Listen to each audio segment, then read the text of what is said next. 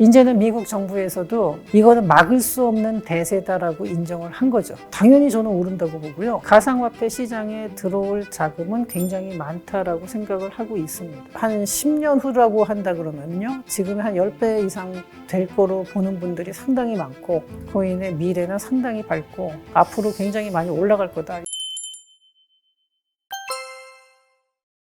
트럼프 본인이 뭐 선거 때 선거 유세용으로 쓴 것도 있을 거고요. 이쪽에 투자한 사람들이 많으니까. 또 하나는 앞으로는 이제 세상 자체가 점점 디지털화가 되는 과정에서 디지털 자산의 규모가 커질 거고, 그렇게 된다 그러면 디지털 자산에서 가장 근본적인 기준점이 될 수 있는 게 비트코인이다. 그러면은 비트코인을 과거의 금처럼, 금이 현재는 아무런 가치가 없는 거거든요. 금의 가치를 한번 보시면은요. 잠깐 2000년대만 들어와서만 보더라도 실수요라는 거를 따로 계산을 해요. 실수요가 뭐냐면은 공업용 수요하고 귀금속 수요입니다. 이 실수요는요, 한 90년대부터 지금까지 변화가 없어요. 일정해요. 그럼 금값이 일정하냐? 금값은 엄청나게 뛰었습니다. 그 금값이라는 거, 금의 시세라는 거 있죠?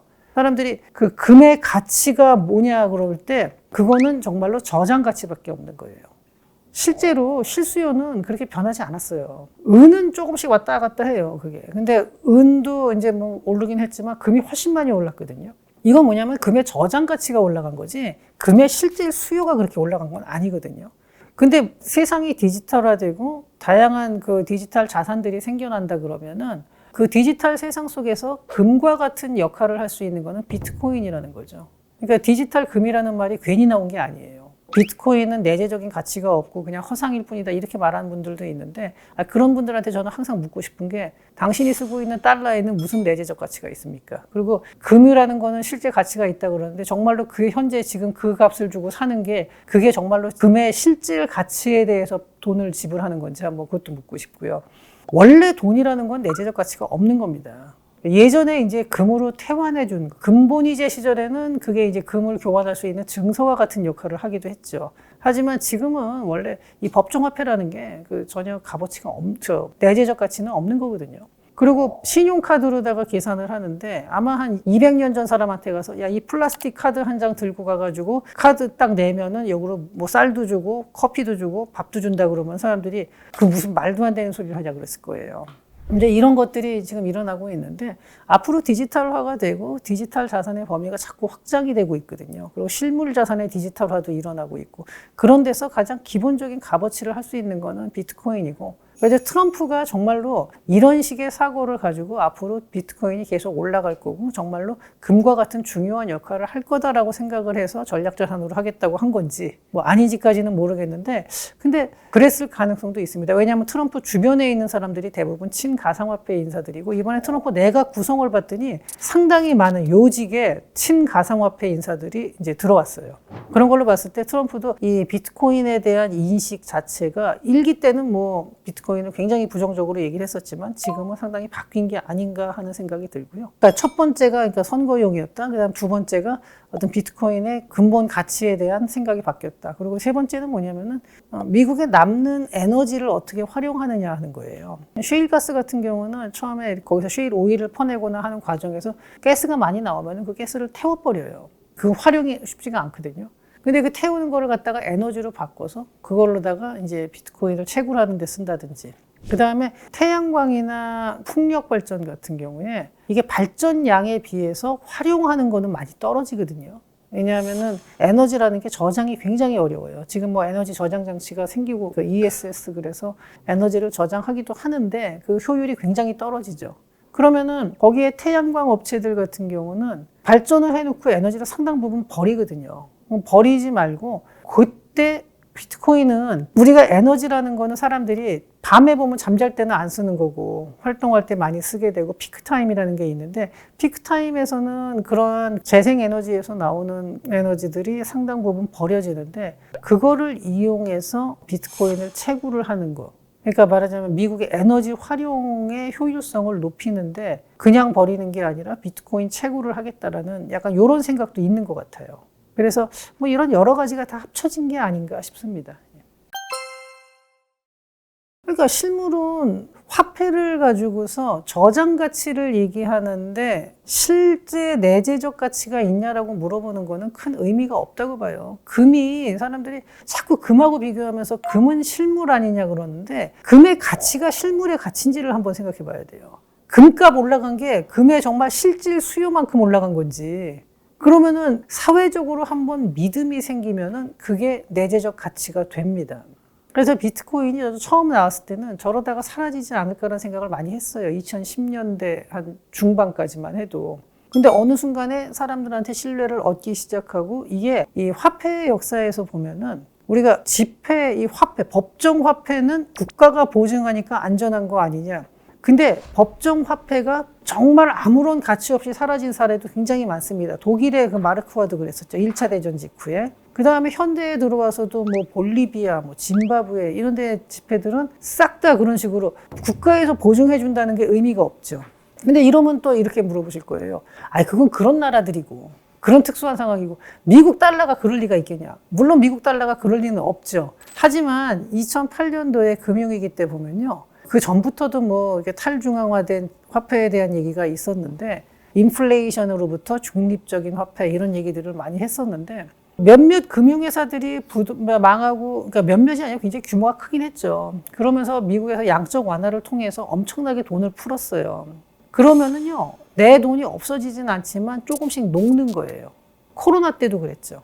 2008년 금융위기 때 그게 또 특히 사람들한테 심리를 많이 자극을 했던 게, 그랬는데 그때 망한 회사들의 CEO들은 그 회사를 청산하면서 몇십억씩 퇴직금을 받고 나간 거예요. 전 국민의 돈이 조금 녹아나가는데 지들은 돈잔치를 했다는 거죠.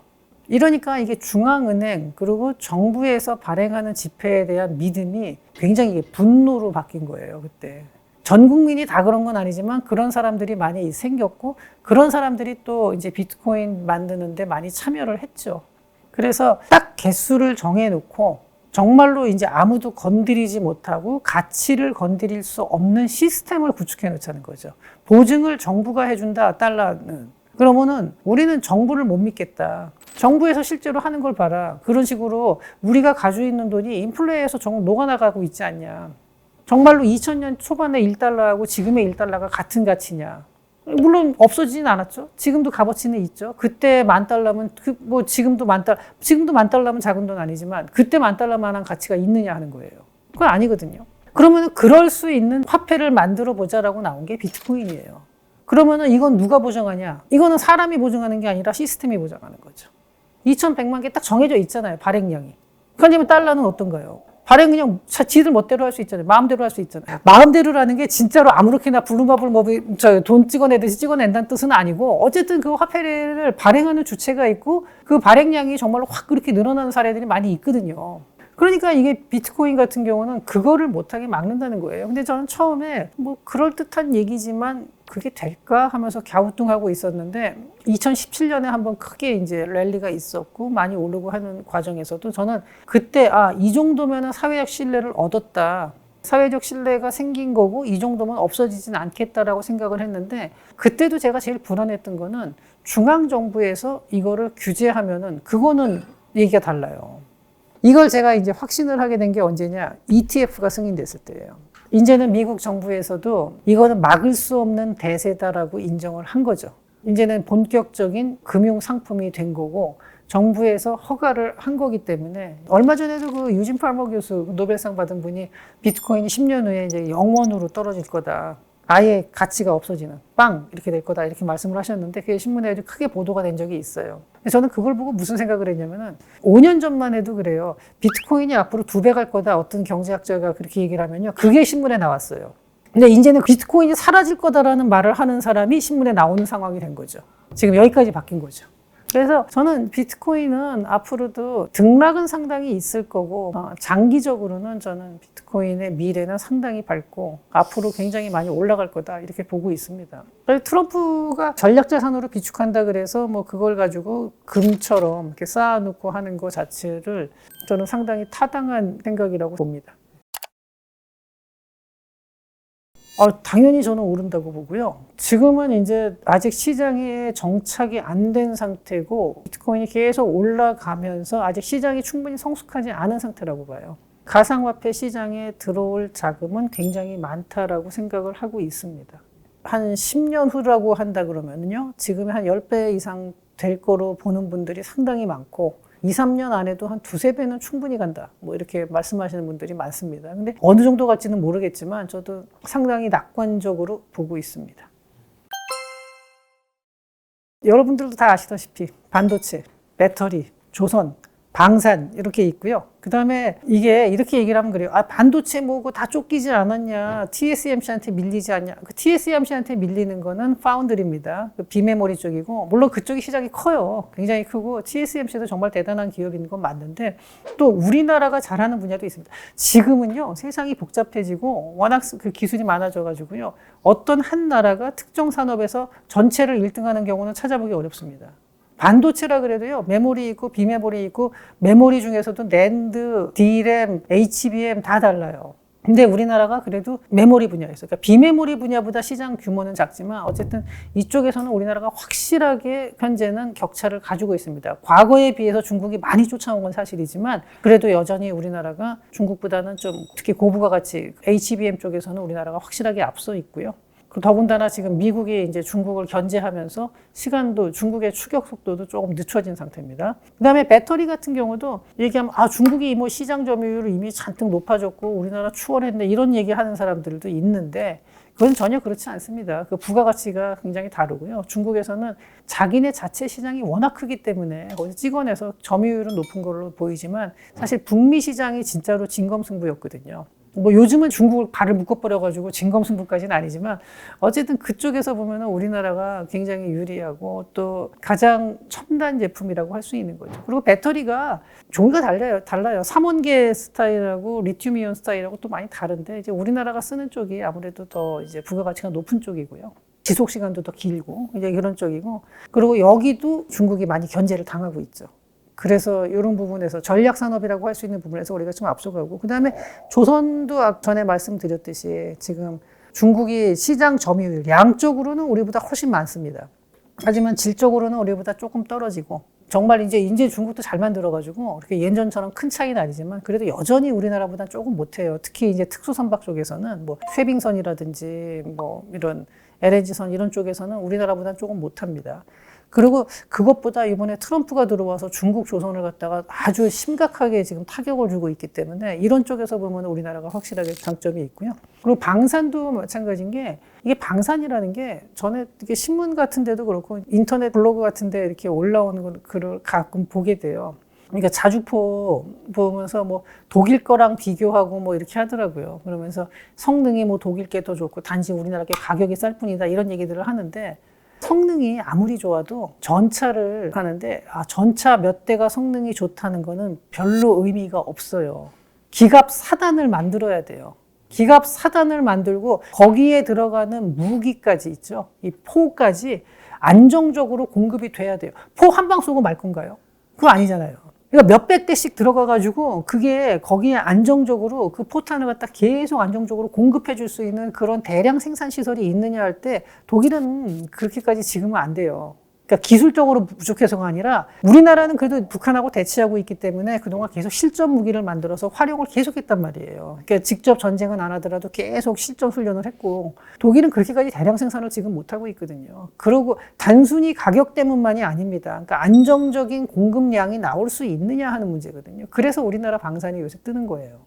방산은 뭐 근데 그렇게 또 부가가치가 높지 않다라는 비판도 있는데 물론 방산이라는 게 생각보다 파는 족족 현금으로 받아올 수 있는 게 아니기 때문에 또 그런 장애는 좀 있기는 합니다. 하지만 어쨌든 그 방산이 하나의 큰 도움이 되는 거고 이거 외에도 이제 우리나라가 요새 보니까 젊었을 때는 상상도 못했던 K컬처와 K푸드가 인기를 끄는 거. 그러니까 우리나라가 지금 정말 또 이런 것까지도 잘하네 하는 것들도 상당히 많거든요. 이런 식으로. 그래서 냉철하게 봐야 되고 우리가 지금 처한 어려움을 확실하게 봐야 되는 건 맞지만 그렇다고 해서 너무 비관적으로만 보는 것도 그것도 또 저는 잘못된 거로 보거든요.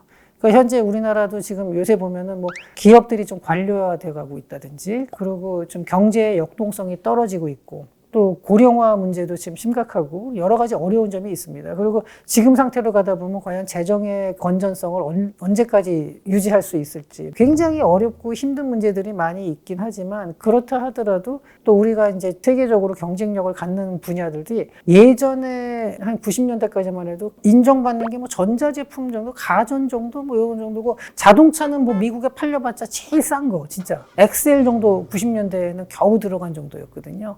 근데 그랬던 거에 비하면은 지금은 뭐 굉장히 다양한 분야에서 성과를 또 내고 있어요. 이런 거를 좀 종합적으로 보면서 장점과 단점을 확실하게 인식을 하고 잘된 부분은 어떻게 더 키워나가야 될지 단점은 어떻게 보완해 나가야 될지 이런 거를 조금 더 깊게 생각을 해봐야 될 걸로 생각이 됩니다. 제가 쭉 얘기를 했는데 역시 경제가 성장하는 나라 그리고 퇴보하는 나라를 보면요. 저는 경제, 사회, 문화 모든 면에서 적응력이라고 봐요. 어느 한 시기에 영광에 도취돼서 거기에 머무르면은 무너집니다. 근데 그러지 않고 그 역동성을 계속 살려나가게 되면은 그런 나라들이 성장을 하죠. 어느 정도의 힘은 그래도 추진력을 가지고 계속 좀 밀고 나가야 되지 않을까 그런 생각을 합니다.